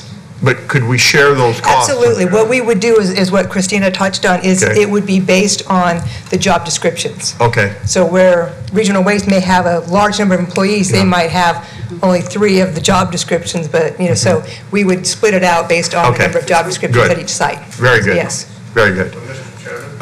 Yes, sir, go ahead. Yeah, so in other words, what I'm hearing is that who's asking for this is HR. Correct. HR can pay for it. Yes, and then they will split it out according to. They what can do whatever they talk want. HR is about. responsible for Okay, it. all right.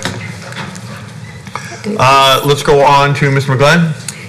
Yes, my question just concerned the amount of $60,000 itself. Is that Well, that's, typical for something of your size, and how did you arrive at that figure? we got some quotes. We looked around and we checked on that. That's just a general number for a very fully comprehensive, but we still plan to go out to bid, so it could be less. But that's the maximum that we're asking for. So you'll bring back something to us Yes. after an RFP? Yes. Okay, Thank you. all right. Anything else, Mike? Okay, let's go on to Director Laura. Hi. What would be the timeline for this? From what we've guesstimated between different quotes, it's somewhere from about 5 to 6 months to do a fully comprehensive piece of it. So they'll do like benefits first or salary first, and then they'll go on to that next section. Great, thank you. Sure. Thank you. Your question answered? Okay, any other questions? Okay, do I have a motion to approve the $60,000 for the budget amendment fiscal year 2016-17 for compensation study? Yes, sir. I'll make a motion to approve the budget amendment in the amount of $60,000 to conduct the compensation study. Okay, second? Second. Motion by Pedrosa, second by Laura to approve item 26 as read by title. All in favor? Aye. Any opposition? I'm sorry, 25. Any opposition? None carried. Okay, let's go on to item 26, agenda item request policy. Stacy? Thank you, Mr. Chair. Yes, sir. Out of expediency, this was in our agenda, and I'd move to approve the recommendation that is there to establish that process. Okay. I think it's worked good in Los Banos, and I think it could work good for us. Thank you. Yes. I will second that. Okay, motion by O'Banion, second by Pedroso to approve the agenda item request policy for discussion action, provide staff with direction. The direction is to review Los Banos' policy and use that one? Is that correct? Yes. Okay, all right. The policy that's included in the agenda. The policy is included in the agenda. Correct. Similar to one of Los Banos. Correct. Thank you. All in favor? Aye. Any opposition? None carried. Okay, let's go on to item 27. We're going to go to Mr. McGlynn. Thank you, Chairman, and I'd like to thank the MCAG staff for bringing this item to the agenda. Last meeting during public commentary, I congratulated the Merced City Council, in particular Director McDaniel, for instituting invocations before their public meetings, and a desire that this agency do the same. We live in a very, very divided country, and prayer can bring unity, assistance, guidance, and direction.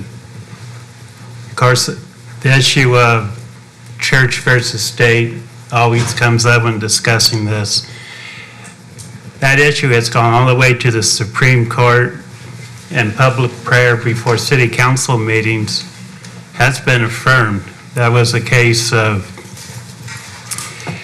Merced versus Chambers. There's many, many guidelines out there of how this can be instituted. In fact, there's even samples of various prayers and invocations that can be used. In some places, it's at the discretion of the chairperson. They can assign a person, ask for volunteers, or even have a standard invocation. And in some cases, there's an application process from the community. So it is my desire and my hope that the MCAG can have meeting invocations on every agenda. Thank you. Los Banos also has a policy for that. So it's worked very Glad to well. hear. So does Das Palos. Okay. So, any other discussion on this? Okay, Mike, did you want to make so your recommendation is that we provide staff with direction as to form a policy on this issue? Yes, sir. Okay? All right. I'll second. Okay, we don't go, this isn't an action item. So we're just giving direction. So the direction, unless anyone has an objection, to form a policy for invocation. Are we good? Good. All right. Very good. Okay, let's go on to item 28, Executive Director's Report. Thank you, Mr. Chair. A couple of things. One, I want to thank those of you that were able to attend the budget workshop this afternoon. I hope that you found it informative. And for those of you that were unable to attend, and if you have any questions or you want to meet with me one-on-one or any of the other managers, Rich or Brooks, please just let us know and we can give you the short version. The second, I also wanted to thank Caltrans, and Stephen, if you would share this. I had the opportunity to meet with Dennis Agar last week when we were at a conference, and Ken Baxter, and I shared the gratitude with them. I've just really appreciated the follow-through that you all have shown. I know our board often has items and lots to talk about when we're here, and I've just really appreciated, most recently, Ken's responses and email. He's just given me these itemized updates on what the board is interested in, so it's really helped me learn and to keep track of what's going on, so I just wanted to give you guys that public kudos. Quick note that on March 31st, the MCAG office on Main Street and the transit office adjacent to us will be closed for a staff training. This is not something we do often, but we are offering a medical training, CPR, first aid, all of the pertinent information that's good to have.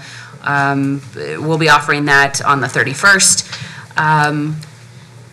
The MPO coordination rule was something that Margie had initially brought to this group. We did provide a letter to oppose a rule that was being proposed that would have significant impact on MCAG, either a potential combination with StanCog or a changing of our boundaries. This should sound somewhat familiar, but the good news is that there has been legislation in Congress to repeal that rule.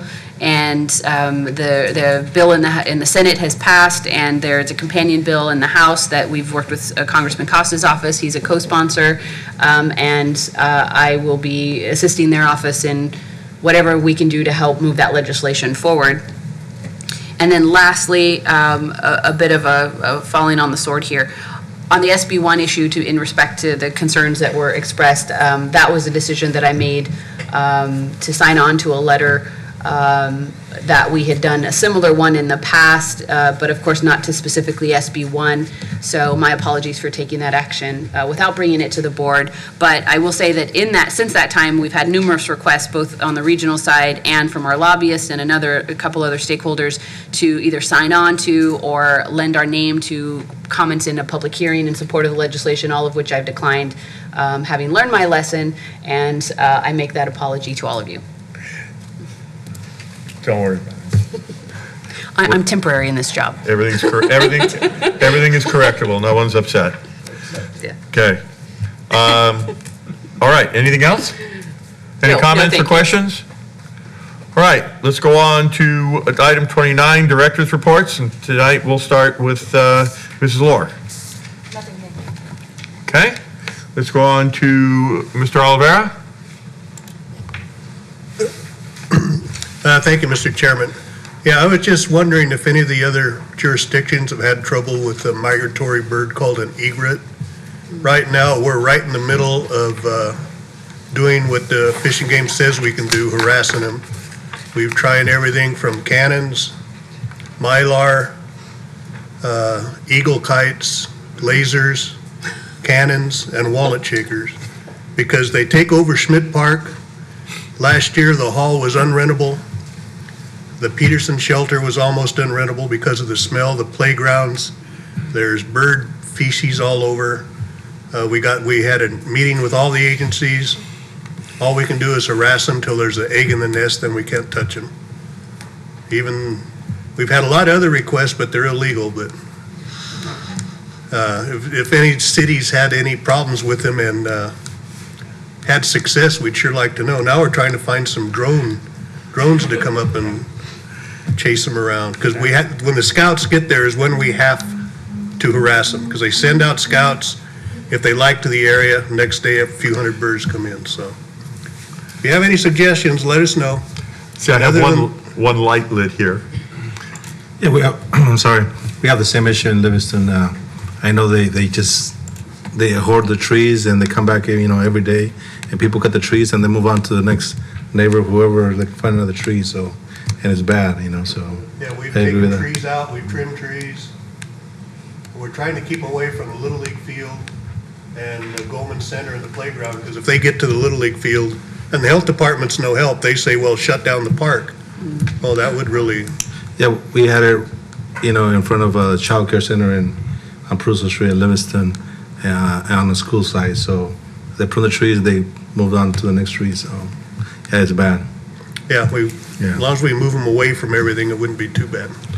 If you find something, let me know too. Do you have a comment? Yeah, I got some Okie solutions for you, but I refuse to put them in the public record, so talk to me afterwards.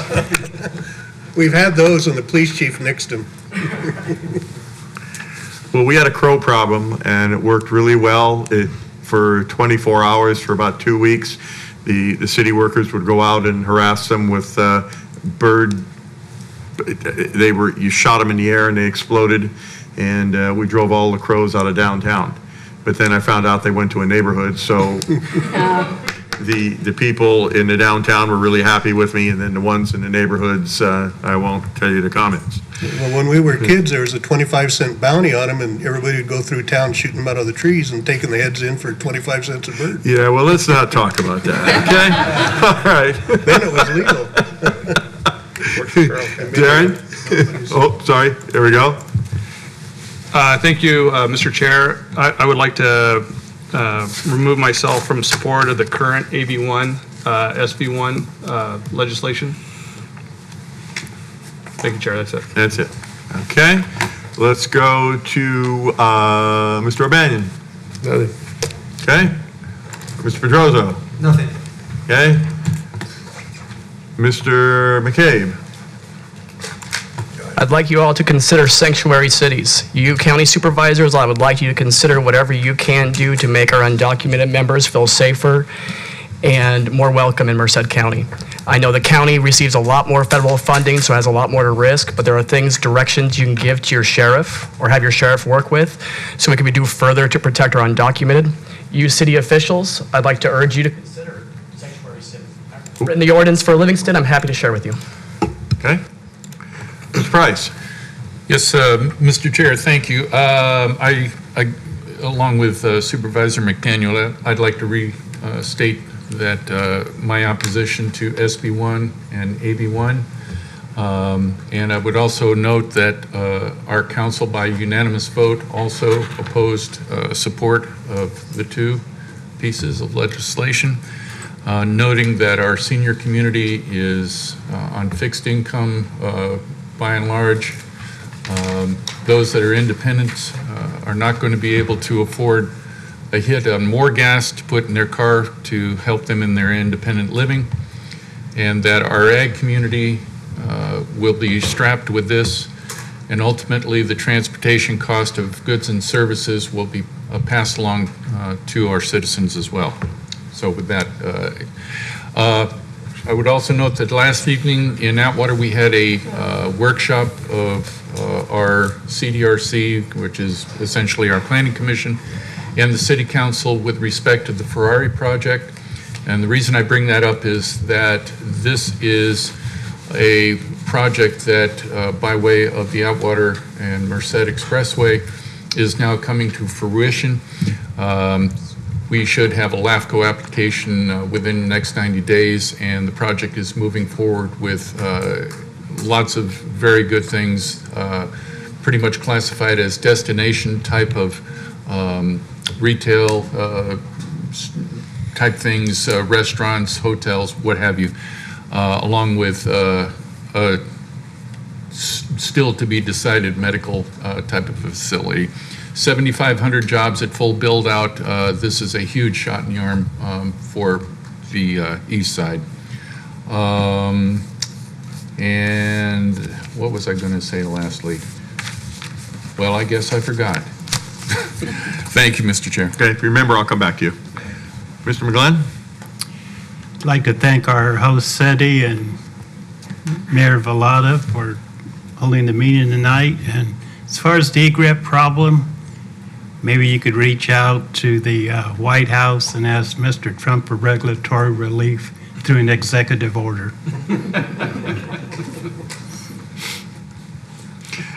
Mr. Espinoza? No comment. Okay. On anything he said or what? Okay, and please add my name to SB1, AB1 as opposed to it. At the last meeting, I stated what the possible costs of the gas going up, and then again, that just a trickle-down effect to everything else. When do we, and again, for the record, the project priority list, when do you think that'll take place and be finalized? Development has already begun. It will probably be finalized at the May meeting. A draft will be brought to this board next month. Once again, it's a process, though, and there's the complexity of Measure V as well. They're occurring concurrently, but Measure V is a little behind. So we have to be creative in terms of our outreach with our And that's how we're going to form the priority project? That's part of the process. The ordinance for Measure V states very clearly that all regional projects must be in the RTP. So we have to ensure that the projects that submitted are consistent with what the city has in mind, and also with the RTP and the measure. So it's going to be, it's not a real clean, but it will be done concurrently. And then the final projects list, what date do you think that'll be I done? would say June, July. We're lucky in a sense that we're a small county. We don't have a very large project list, but at the same time, the importance of each relative project for each agency could push it back. We do have that leeway. There's not that time limit that the board is going to be faced with. If it's the discretion of this board, if the board would like to have that process move along slowly, that's fine. But at some point, due to the EIR requirements, we do have to model it for traffic. So that's the technical analysis, and we have that slated for midsummer. So general parameters. So after the projects are identified, then we'll start the other process and Then make we sure model they're worthy them, of the then we take it to the RTP. public, yes. Okay, all right. Okay, thank you. All right, are there any other questions or comments by council members? Or council members, not, directors? I did forget one thing. Okay, go ahead. You turned me, okay. Just a reminder that the executive director recruitment process application, that closes tomorrow. So if you had any other ideas, or that happens tomorrow, then you'll be getting monthly updates from Christina or myself. Okay, if there are no other comments, the meeting is adjourned at 4:57.